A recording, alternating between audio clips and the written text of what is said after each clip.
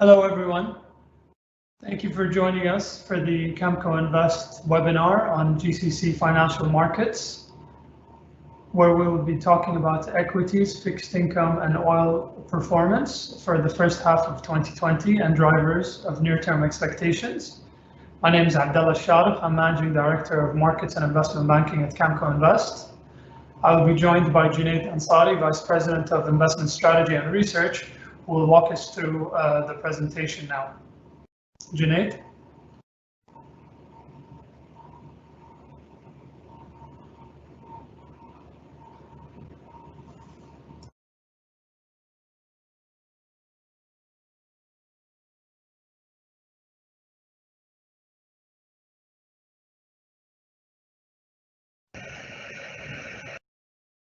Good afternoon, everyone, and a very warm welcome to Camco Invest webinar. Over the course of next half an hour, we'll be going through what happened in the global financial markets and how that flew to the GCC markets, how oil markets reacted to that, and then what was the impact on the GCC fixed income market. And we'll close the presentation with broad overview and expectation for the three asset classes.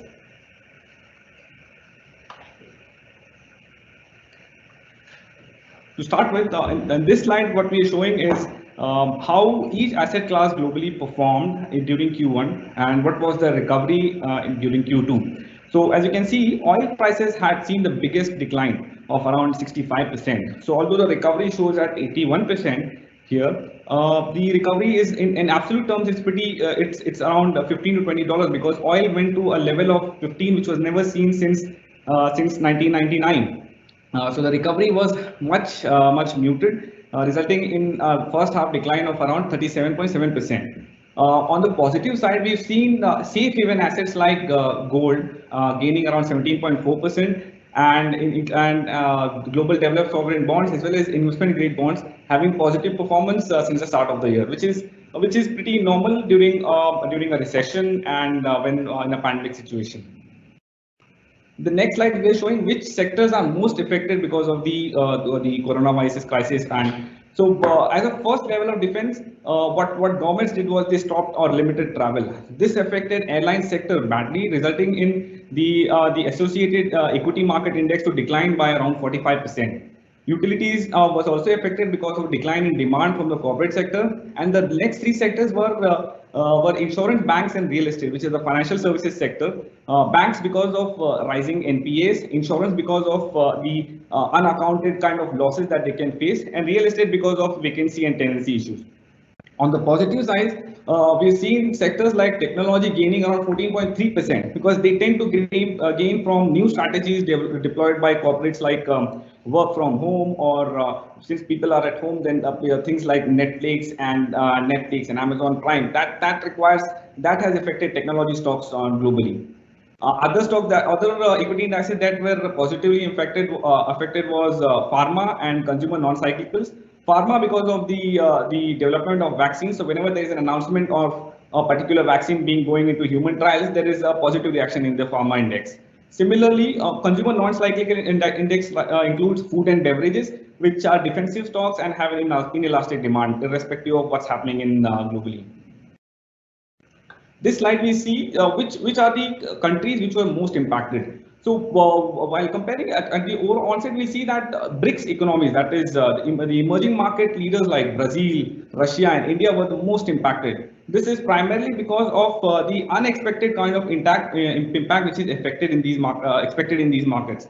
Markets like US, it declined 20%, but then the recovery was much stronger by the first week of June, wherein it was about to reach record levels. However, with the announcement of a second wave of virus in China and in some parts of the US, markets once again trended downward, resulting in a first half decline of around 4%.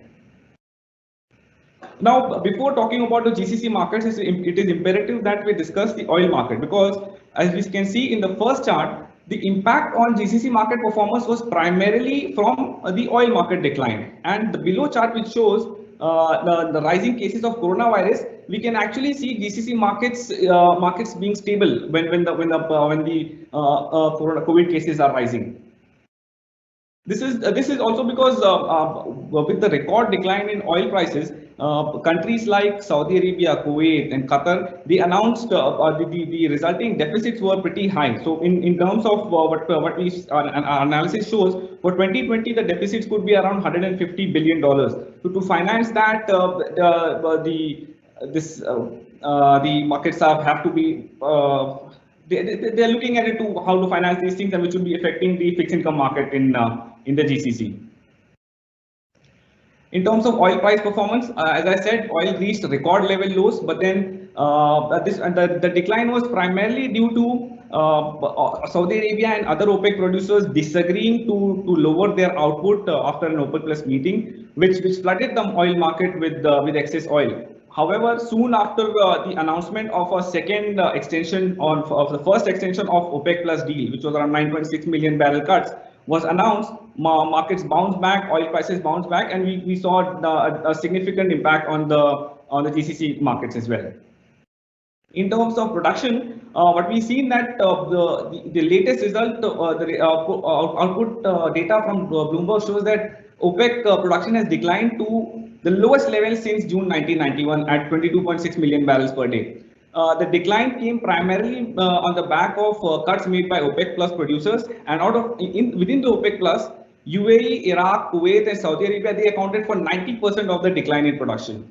However, when we look at the spare capacity, it shows 11.4 million barrels. So out of this spare capacity, we believe that 8.4 million is something which can quickly come back to market. So something fundamental on the oil market is like previously we used to think that shale producers can quickly turn on and off their oil output. However, the events since March, when Saudi Arabia and OPEC increased production to record levels, to April, May, and June, when they quickly lowered the production, shows that the flexibility is there even for the OPEC Plus producers to increase or decrease production pretty quickly.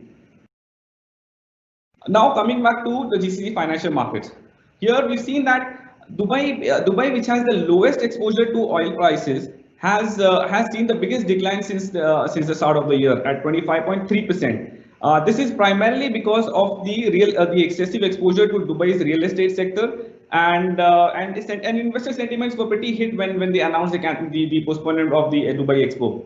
Other markets that have declined include Bahrain at 21% and Egypt at 23%.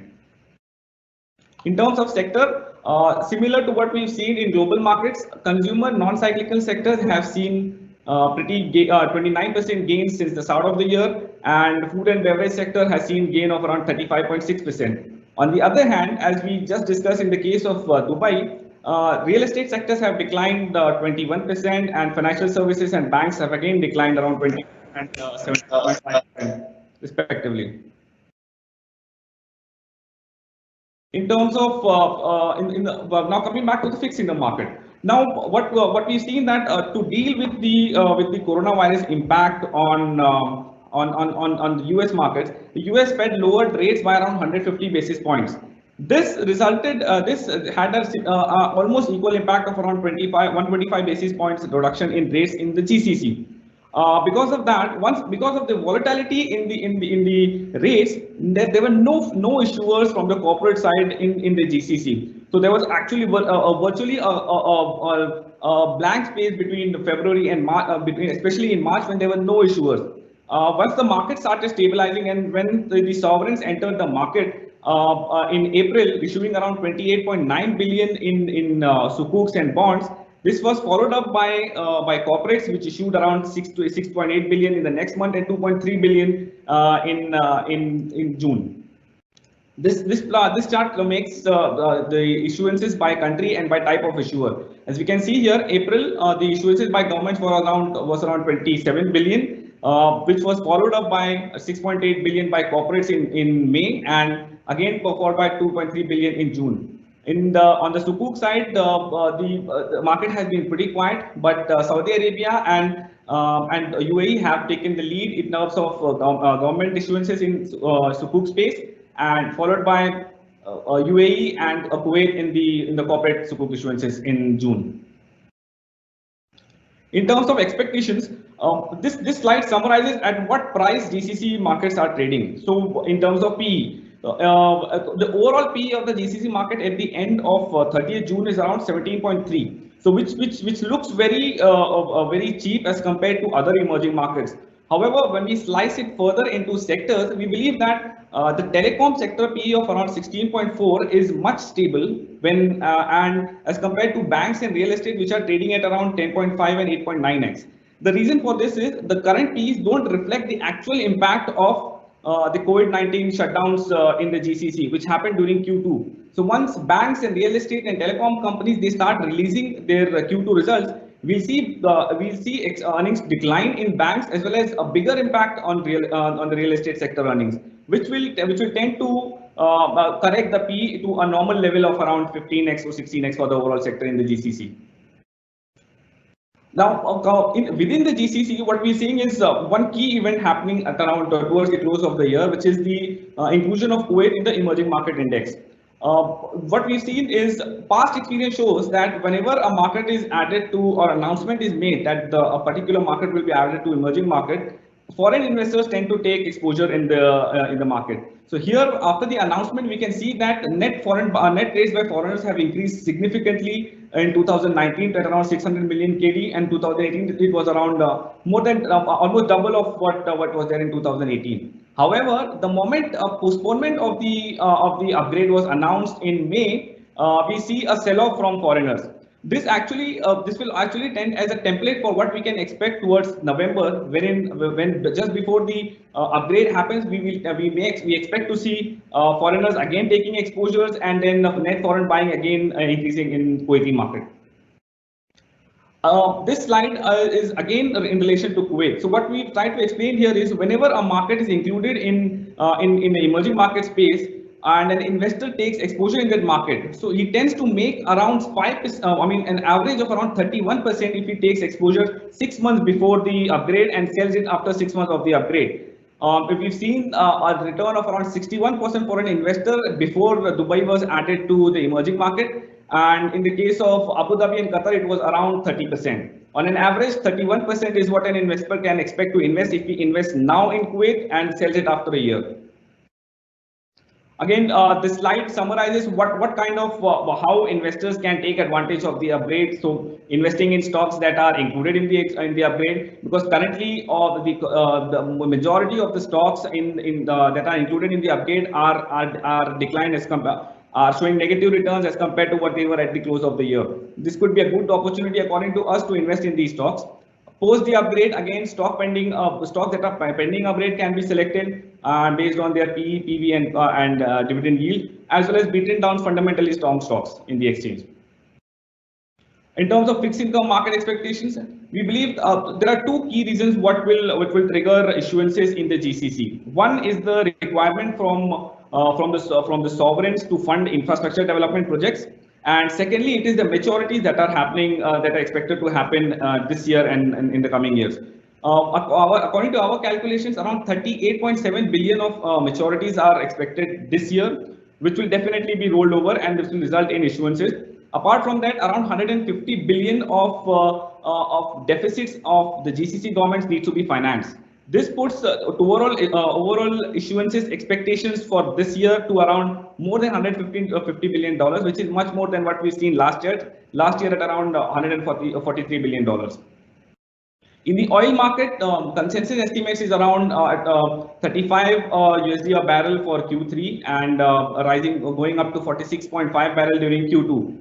However, we believe that a normal range of around 35 to 40 is what we are expecting in the near term, and that is also what is planned by the OPEC producers, because at this range of 35 to 40 a barrel, it's easier to form to design policy reforms that can be implemented. Plus, it keeps away the US producers, shale producers, which have a cost of around 45 a barrel. From entering the market. Already, currently around $150 billion of capex has been slashed by US drillers if at the current oil prices of around 35 to 40 a barrel. So unless the prices remain below 40 a barrel, we believe that market should be stable. However, once the market opens up, we expect demand to go up, which will have a temporary positive impact on oil prices, which will again be seconded by quick increase in shale production, and as well as the fragile kind of voluntary cuts that have been implemented in the OPEC plus producers, because there are some producers which would definitely want to hike production. For example, Libya, which has been exempted from the production cuts, is at around 0.1 million barrels a day because of some internal issues. Once the issues are resolved, Libya can quickly increase its production to around 1 million barrels a day. That will affect again the oil prices. So according to our calculation, we believe that a range of around 35 to 40 towards the end of the year for the oil prices. With this, we would like to hand over to Abdullah.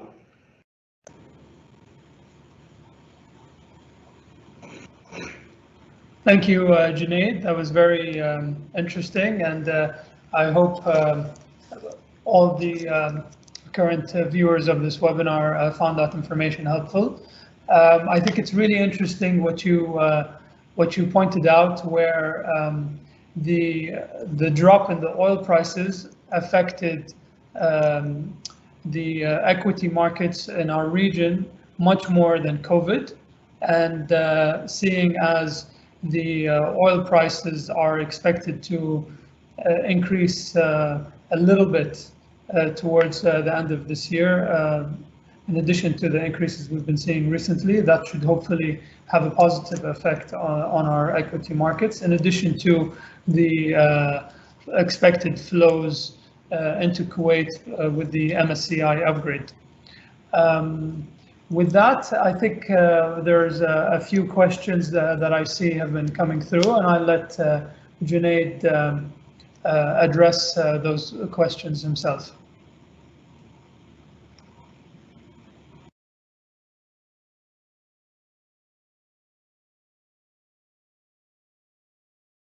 So a couple of questions that we've seen. The first one is again around the MSCI upgrade to Kuwait's MSCI upgrade to emerging market, and what are the expectations around that. So what we based our expectation on empirical data, what we've seen in Saudi Arabia, Qatar, UAE when they were upgraded to emerging market, wherein we see a consistent and a stable flow of foreign investors into the market, which keeps trading activity elevated in the region or in the country that is upgraded. We expect the same thing to happen to Kuwait. Towards the upgrade, towards as we move towards November, we see stocks that are included in the upgrade gaining traction, and then increase buying in these stocks, so that once passive investors enter the market, active investors can sell it and then take positions in other stocks. Again, this is also our analysis also shows that stocks which are not included in the emerging market upgrade also tend to benefit from an upgrade, because investors tend to park their funds into other fundamentally strong stocks which are there in the market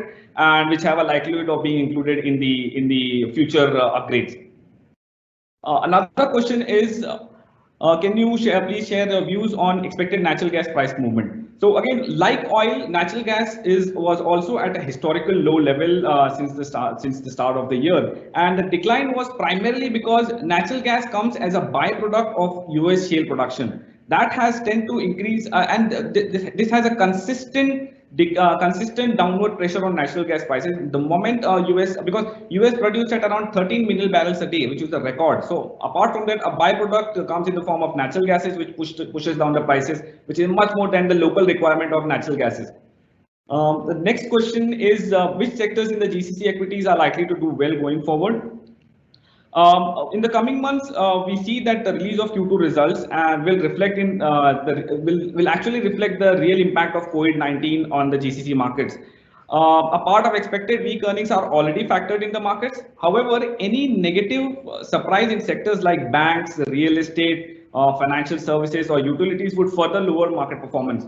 But on the positive side, we expect banks to weather the crisis with minimal impact. The industry continues to undergo consolidation and adds efficiency. We've seen 3 big bank ongoing mergers, which is KFH with AUB, then the recently announced Masraf Al Rayan with Al Khaliji Commercial Bank, and the NCB's offer for SAM. So this tend to increase efficiency in the sector. For the banking sector, we have seen NIMs at a respectable level of around 3.3 to 3.5%. The sector at an aggregate level for the GCC continues to have one of the lowest in the world loan to deposit ratio of around 82%. And this gives them the banks the extra liquidity and the additional capacity to lend in the case that states, when they want to do PPP projects with the private sector, this will help banks to extend lending to the private sector.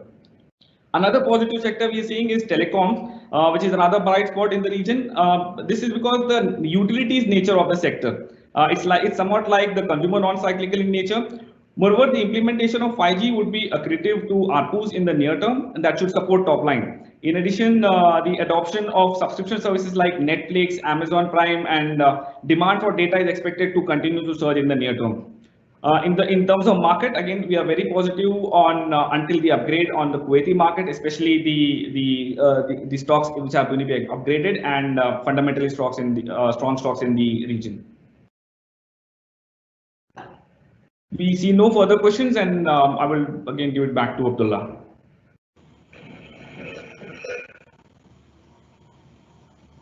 Thank you, Junaid, and thanks everyone for joining us on this webinar. I hope you all found it useful, especially with the questions that we got were all interesting. I hope you join us on future webinars and you continue reading our research and sign up to receiving it if you don't already do so. Thank you, and have a nice day and enjoy your weekend.